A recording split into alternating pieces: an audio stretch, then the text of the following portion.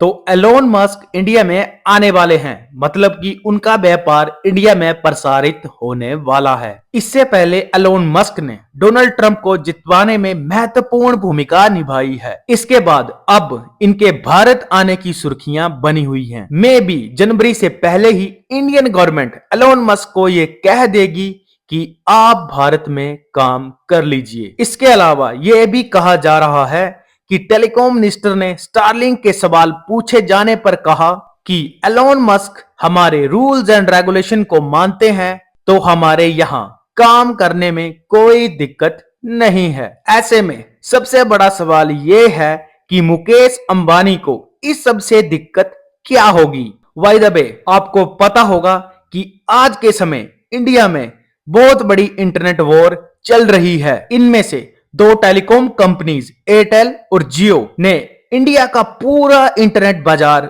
अपने पास रखा हुआ है और इस इंटरनेट बाजार में एलोन मस्क अपना स्टारलिंक लेकर उतर रहे हैं। स्टारलिंक अमेरिकन कंपनी है और ये स्पेस एक्स के अंडर आती है। स्टारलिंक इंटरनेट प्रोवाइड करती है बाय सैटेलाइट, चाहे दुनिया का कोई भी कोना क्यों ना हो। स्टारलिंक इंटरनेट प्रोवाइड कर रही है वर्ल्ड वाइड। स्पेस एक्स के ओनर हैं एलोन मस्क और एलोन मस्क ने अर्थ के चारों तरफ सैटेलाइट को छोड़ा हुआ है। उन सैटेलाइट्स के जरिए ये इंटरनेट रूटर्स तक पहुंचता है और आप उन रूटर्स का उपयोग कहीं भी कर सकते हैं, मतलब कि जहां तक आपको सैटेलाइट देख रहा है वहां तक इंटरनेट पहुंच जाएगा, चाहे वो दुनिया का कोई भी कोना क्यों ना हो। मतलब कि बढ़िया पावर का इंटरनेट पहुंच जाएगा, यानी कि इंटरनेट कनेक्टिविटी इटसेल्फ में अन्य सभी के लिए बहुत बड़ी चुनौती है।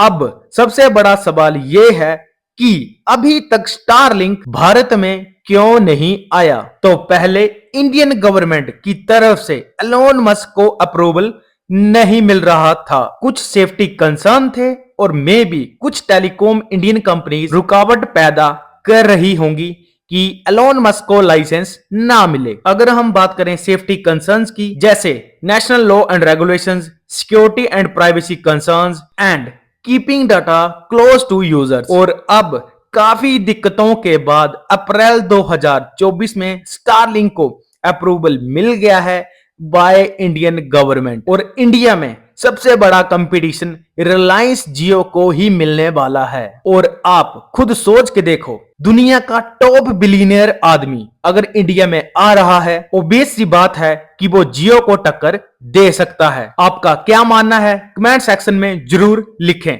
मैं जानना चाहूंगा आपके ओपिनियन।